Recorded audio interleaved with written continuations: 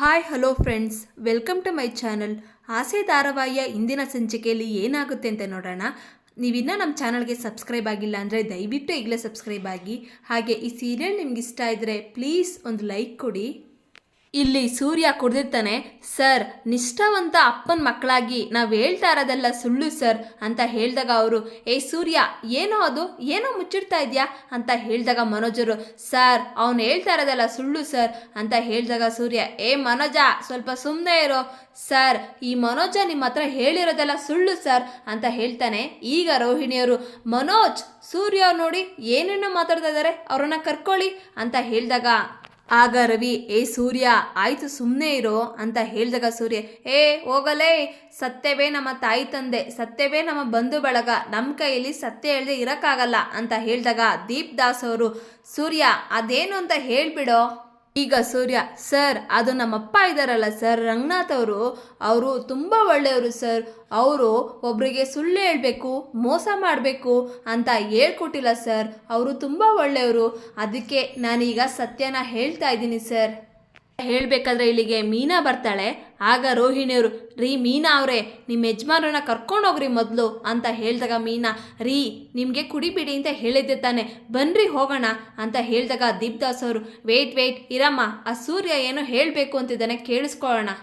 ಏ ಸೂರ್ಯ ಹೇಳೋ, ಅದೇನೋ ಮೋಸ ಅಂತ ಹೇಳ್ತಿದ್ದೆ, ಅದೇನು ಅಂತ ಹೇಳಿಬಿಡು. ಸರ್ ಅದು ಏನು ಅಂದರೆ, ನಾನು 50 ಕಾರು ಓನರ್ ಅಲ್ಲ ಸರ್. ನನ್ನ ಹತ್ರ ಇರೋದೇ 2 ಕಾರು.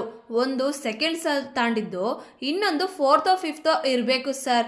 ಆಮೇಲೆ ಈ ರವಿ ರೆಸ್ಟೋರೆಂಟ್ ಓನರ್ ಅಲ್ಲ ಸರ್, ಇವನು ಅಡುಗೆ ಭಟ್ಟ ಅಂತ ಹೇಳಿದಾಗ ರವಿ, ಏ ಅಡುಗೆ ಭಟ್ಟ ಅಲ್ಲ, ಶೆಫು ಅಂತ ಹೇಳಿದಾಗ ದೀಪ್ ದಾಸ್ ಅವರು, ಓ ಮೈ ಗಾಡ್, ಇಷ್ಟೊಂದೆಲ್ಲ ಸುಳ್ಳು ಹೇಳಿದ್ದೀರಾ ಸರ್.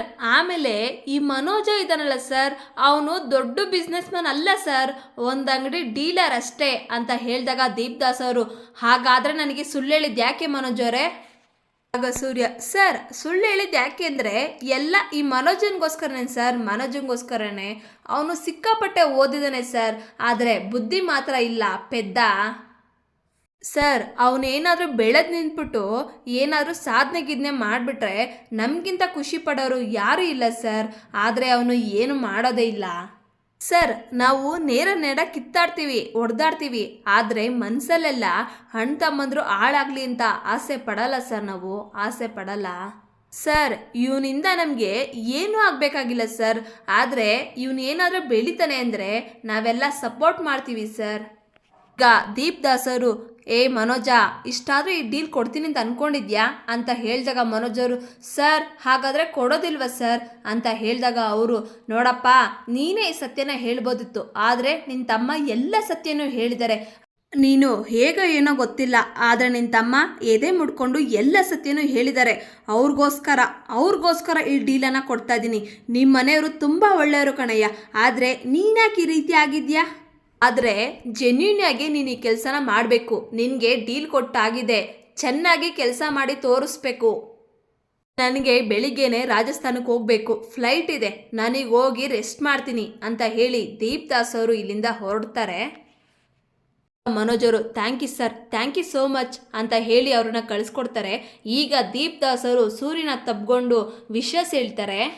ಈ ಕಡೆ ಸೂರ್ಯ ಅವರು ಕುಡ್ಕೊಂಡು ಹೋಗಬೇಕಾದ್ರೆ ರೋಹಿಣಿಯವರು ಗೊತ್ತಾಗ್ದಂಗೆ ಸೂರ್ಯನ ಫೋನನ್ನು ಎತ್ಕೊಂಡ್ಬಿಡ್ತಾರೆ.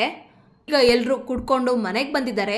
ಆಗ ಶಾಂತಿಯವರು, ಇದನ್ನೆಲ್ಲ ಈ ಸೂರ್ಯ ಅವನೇ ಎಲ್ಲರನ್ನೂ ಕುಡಿಯೋಂಗೆ ಮಾಡಿರ್ತಾನೆ, ಇವನಿಂದ ಎಲ್ಲರೂ ಹಾಳಾಗ್ತಾ ಇದ್ದಾರೆ ಅಂತ ಹೇಳಿದಾಗ ಮೀನಾ, ಅತ್ತೆ ಸ್ವಲ್ಪ ಸುಮ್ಮನೆ ಇರಿ, ಟೇಬಲ್ ಮ್ಯಾನರ್ಸ್ ಅಂತ ಕುಡಿಯೋಕ್ಕೆ ಶುರು ಮಾಡಿದ್ದೆ ಮೊದಲು ಇವರಿಬ್ರು ಅಂತ ಹೇಳಿದಾಗ ರಂಗನಾಥ್ ಅವ್ರಿಗೆ ಕೋಪ ಬರುತ್ತೆ.